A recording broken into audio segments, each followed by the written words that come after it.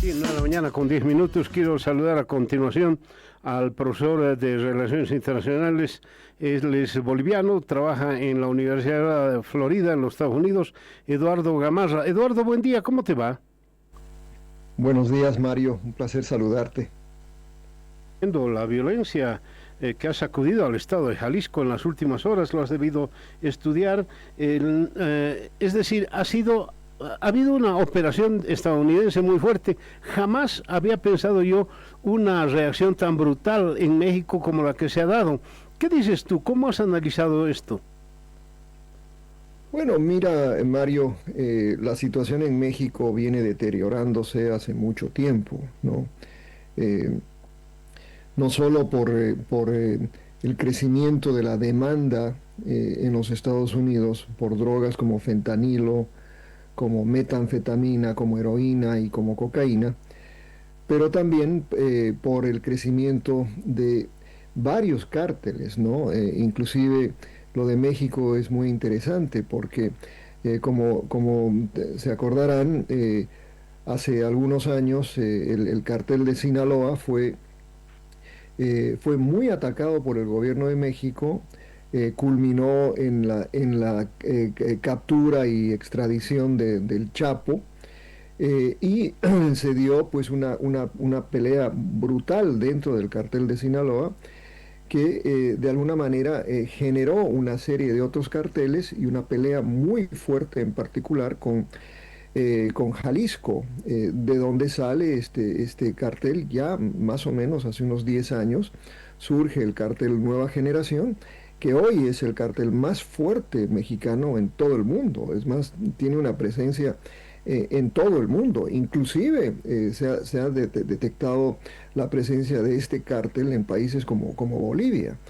Entonces, esta consolidación bajo precisamente el famoso Mencho ha hecho que el cartel no solo sea una amenaza internacional, pero que también sea una amenaza muy fuerte al mismo Estado mexicano.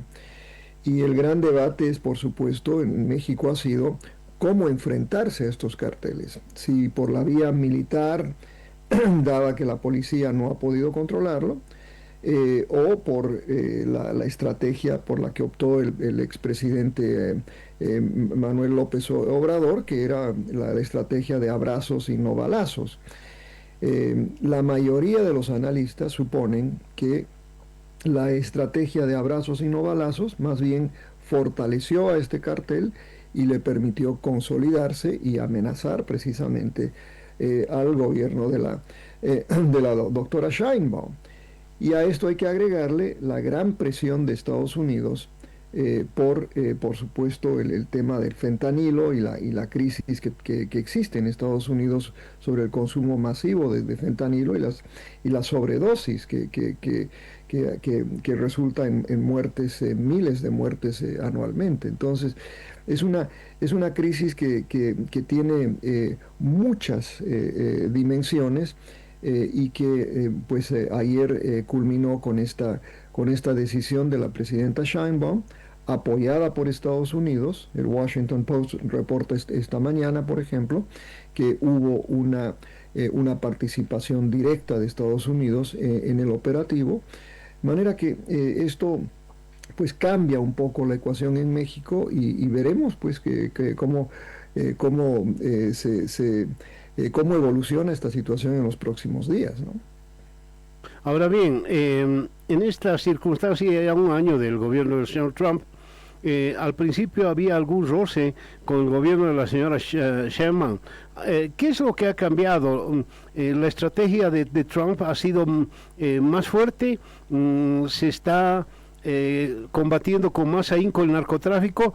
¿O la presidenta de México ha decidido, no sé si ablandar un poco su posición y apoyar a Estados Unidos y darle duro al narcotráfico? ¿Cuál de las cosas crees que ha ocurrido más?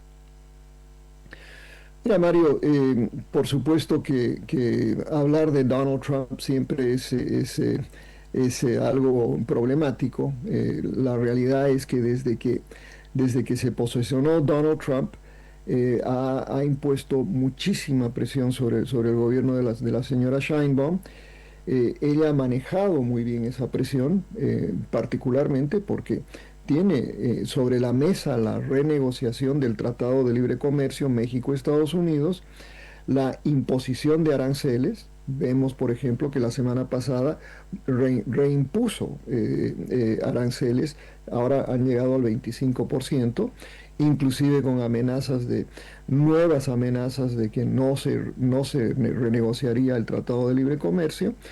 Eh, y otro tipo de presiones.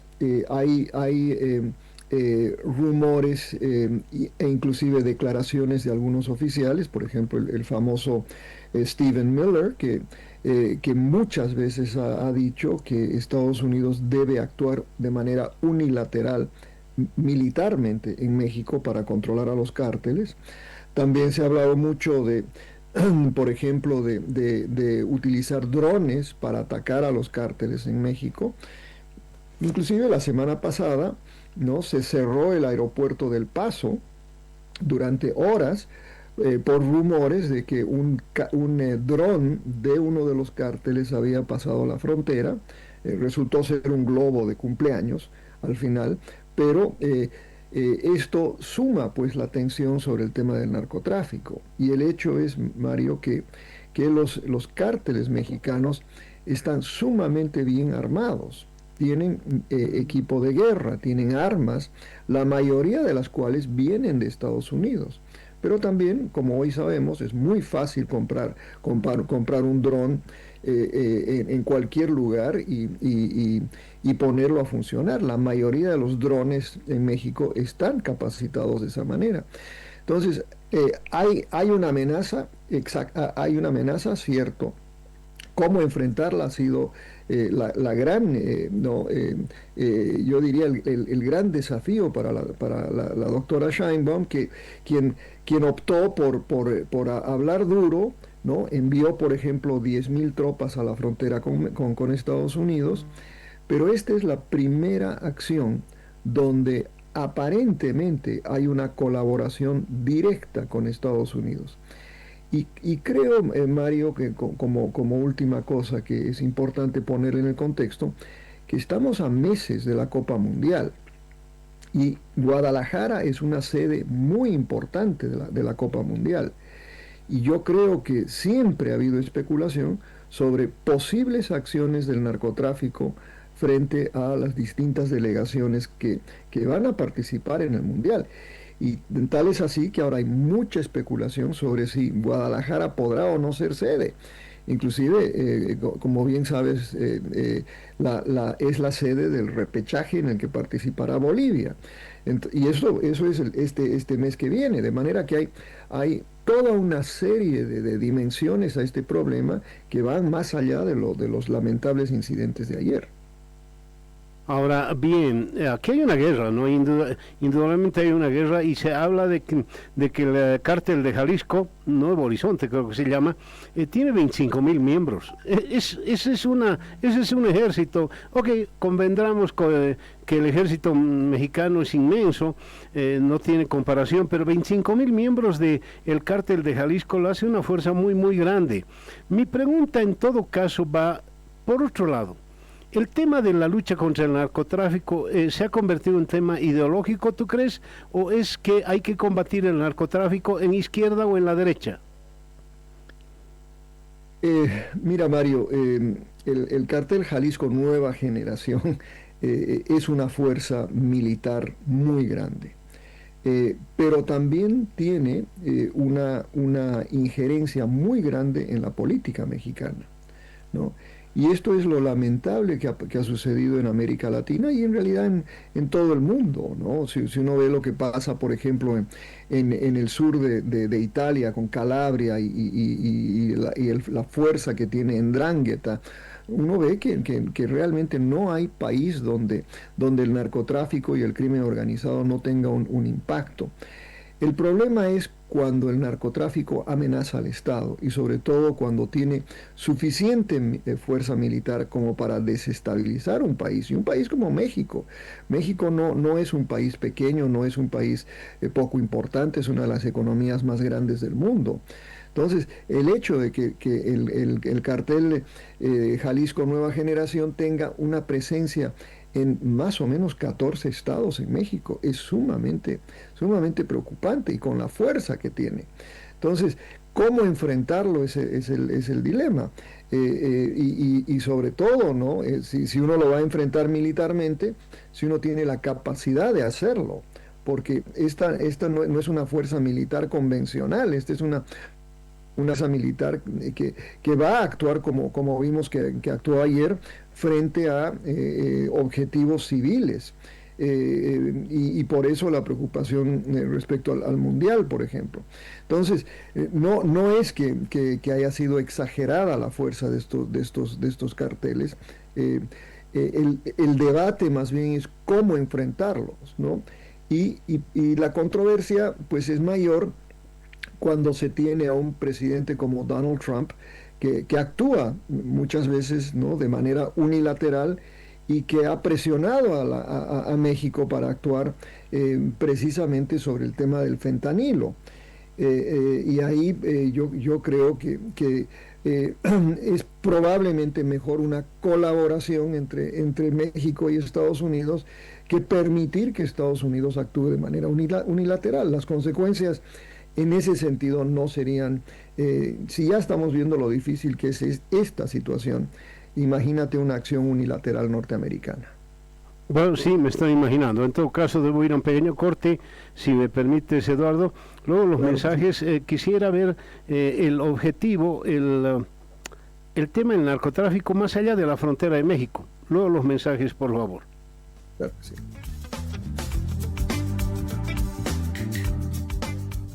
Atención. Para este fin de año, La Cascada guardó una gran sorpresa para ti. Busca tu tapa comodín, combínala con una sola tapa marcada y ya puedes canjear un cooler o una polera totalmente gratis. Además, aún puedes encontrar miles de tapas gaseosa 2 litros para canjear directamente. Más información en la página de Facebook Cascada Bolivia. La Cascada, 60 años, orgullosamente boliviana. Actividad autorizada y fiscalizada por la Autoridad de Juegos. 9:25, dialogando con el profesor Eduardo Gamarra. Él es boliviano, él es catedrático en la Universidad de la Florida, en los Estados Unidos, sobre panorama internacional. Narcotráfico, y entonces Estados Unidos apunta a México. Claro, tiene una gran frontera con México y tiene los cárteles allá. Pero suele mencionar con mucho entusiasmo y con mucha razón a Colombia, a veces incluso a Ecuador, a Perú sí, porque es un productor de coca muy fuerte, pero suele ignorar a Bolivia olímpicamente. ¿Tú crees que es porque es Bolivia muy pequeño, incluso en temas de narcotráfico, o es que Bolivia está haciendo su tarea? ¿Cómo lo ves tú? Bueno, Mario, hace unos meses publiqué un documento sobre el caso boliviano. Y en ese documento lo que identifiqué es que en Bolivia no es un caso menor, es un caso muy importante. Más bien Bolivia se había convertido en una especie de centro importante en Sudamérica, un centro de convergencia de diferentes actividades del narcotráfico, centradas en la producción de coca, sobre todo en el Chapare. Pero ya Bolivia había pasado de ser simplemente un país productor de coca a ser un país importante en la producción de cocaína, particularmente en lugares como, por ejemplo, en el Chapare, en la frontera con Santa Cruz, y Yapacaní, que se ha convertido en un lugar importante. A la vez, Santa Cruz se ha convertido en un lugar muy importante de lavado de dólares en particular, y de presencia de importantes grupos transnacionales, por ejemplo, de grupos italianos, a los que ya me refería anteriormente, en 'Ndrangheta, grupos de otras partes de Europa, incluyendo pues países como Albania. Y esto es algo que habíamos visto de una manera muy directa en otros países como el Ecuador, al que tú acabas de hacer referencia. también cárteles mexicanos y por supuesto una gran presencia colombiana. Entonces, todo esto, ¿no?, tiene una sintomología muy importante que es los sicarios. Bolivia nunca había visto una proliferación de sicariato como el que tiene hoy. Y desafortunadamente, ¿no?, en los últimos años, Bolivia dejó de combatir contra el narcotráfico, ¿no? Bolivia dejó de combatir de manera directa, sobre todo, ¿no?, esta dimensión de la producción tan masiva que fundamentalmente sale por Brasil, sale por la Argentina, sale por Chile, ¿no? Y hoy hay cocaína boliviana con mucha presencia en Europa, que sale, como te digo, por Brasil y por la Argentina, y hay cocaína boliviana en el Asia, inclusive en Australia hay cocaína que saliendo por Chile que va hacia Australia. Entonces, Bolivia se ha convertido en un país muy importante en la producción de cocaína, sobre todo. ¿Cómo se combate esto? Vuelvo a lo que dije respecto a México. Es muy difícil hacerlo simplemente por la vía policial. Esto implica militarizar la lucha contra el narcotráfico. Eso tiene una serie de consecuencias sociales, particularmente por el hecho de que el Chapare es una especie de república independiente, ¿no? Entonces, es un gran dilema para el presidente Paz, es un gran dilema para todos los países, porque esta característica del narcotráfico hoy ya es completamente transnacional y no es simplemente la tarea de un país como Bolivia particularmente, solo no va a poder hacer frente a esta situación. Ahora bien, te diré una cosa y te confieso con cierta vergüenza que nunca había escuchado el nombre, el apelativo de el Mencho, que tiene un nombre impronunciable. En todo caso, era famoso el tal Mencho en México a nivel mundial. Me imagino, a nosotros nos llegaron noticias, por ejemplo, de Pablo Escobar. Creo que lo más famoso en temas de narcotráfico, hasta películas se han hecho. Igual al Chapo Guzmán, igual a Carlos Leder. Pero el Mencho, la verdad es que no tenía mucha idea. ¿Será que ya no tenemos mucha información o será que hay tantos jefes de narcotráfico que ya hemos perdido la cuenta? Probablemente la segunda, Mario, pero en México sí, todo el mundo conocía al Mencho, ¿no? En México sí era un personaje extraordinariamente importante porque el cártel Jalisco Nueva Generación se había convertido en una fuerza tan grande y tan amenazante, ¿no?, dentro del mismo México. Entonces, sí, el Mencho era muy conocido. Acá estaba, por supuesto, era el principal objetivo de la DEA. Manera que, no, y quizás porque como uno estudia estos temas, quizás lo conoce y supone que todo el mundo lo conoce, pero ayer tuve la misma pregunta de varias personas que me preguntaban, pues, ¿y quién es el Mencho? ¿No? Pero, claro, y nadie se refiere a él como el señor Osegueda, ¿no? Pero, en fin. Bien, y para el final, ¿qué sabes tú en tu estudio que haces generalmente de países como internacionalista? ¿Cuál será el principal problema de drogas en los Estados Unidos? ¿Será la cocaína? ¿Será la marihuana? ¿Será la heroína que ingresó? ¿Las drogas sintéticas? ¿El fentanilo, por ejemplo? ¿Cuál será el principal problema de Estados Unidos en cuestión de drogas, no? Bueno, nosotros publicamos un estudio sobre el fentanilo hace como un año. Y obviamente el fentanilo es un problema gravísimo, y es un problema gravísimo no solo por las consecuencias que tiene, sobre todo sobre la proliferación de sobredosis, ¿no? Pero el hecho es que se mezcla el fentanilo con otras drogas, se mezcla con heroína y se mezcla con cocaína, y eso ha hecho que haya una demanda enorme por esas tres drogas hoy en día, ¿no? Y esto es algo muy curioso que se ve, ¿no? Que la mezcla con heroína para subir y la mezcla con cocaína para subir, para tener pues el high, como se dice en inglés, y para bajar, ¿no? Mezclar fentanilo con heroína. Eso ha producido una enorme demanda en este país.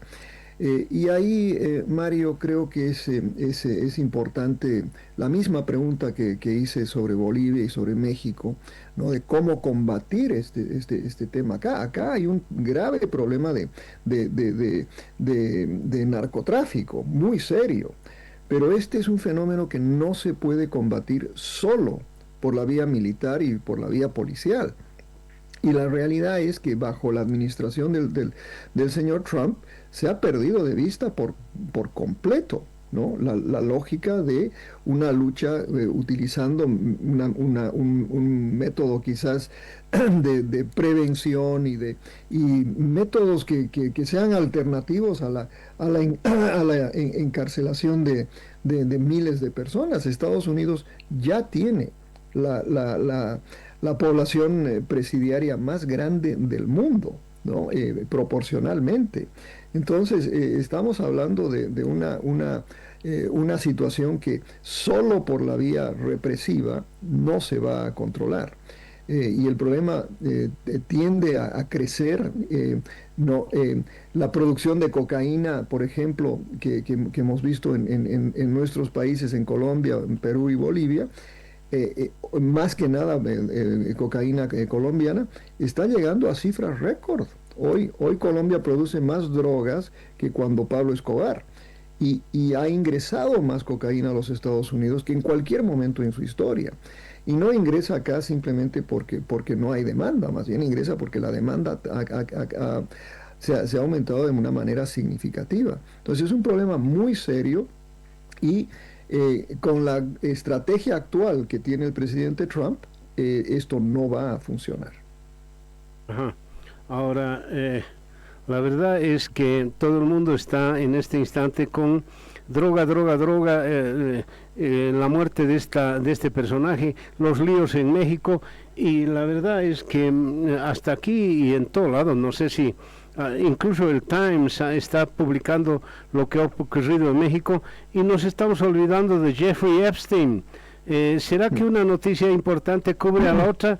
¿Estarán tratando de cubrir una noticia escandalosa con otra que, bueno, seguramente le puede afectar a alguna gente y nada más? Mario, el presidente Trump y su equipo son especialistas en eso de lo que ellos denominan inundar la zona, ¿no? Que es básicamente cambiar la agenda mediática, y lo han venido haciendo de una manera muy exitosa. No creo que lo que sucedió este fin de semana sea parte de esa estrategia. Creo que esto es una cuestión que se venía planificando hace mucho tiempo. Creo que tenían que hacerlo antes del repechaje, sobre todo. Creo que tenían que hacerlo antes del Mundial, pero sí, lo que tú mencionas es muy importante. No te olvides que la semana pasada el presidente Trump tuvo una derrota enorme con la decisión de la Corte Suprema de básicamente declarar que la forma en la que impuso los aranceles a nivel mundial no era constitucional. Como verás, todos estos temas de alguna manera han venido también relegando el tema de Epstein, que es probablemente el tema más serio que tiene el presidente Trump, porque como bien saben, los expedientes de Epstein lo mencionan miles de veces, no es que tiene una sola mención. Y en el caso, vemos en lo que sucedió en Inglaterra, que bastaban unas cuantas menciones para que se destituyera y se encarcelara al ex príncipe, ¿no? Bien, no sabes cómo te agradezco, Eduardo, como siempre, tu participación acá Claro. desde los Estados Unidos, ver siempre desde Bolivia nos reconforta saber que el mundo está, no sé si en esta circunstancia funcionando, pero que existe el mundo, no hay duda que existe, porque aquí estamos metidos con el vicepresidente y algunas de sus cosas y nada más. Te agradezco mucho, Eduardo, un abrazo muy grande. Contrario. Igualmente, mil gracias, Mario. Hasta luego. Bien, Claudia.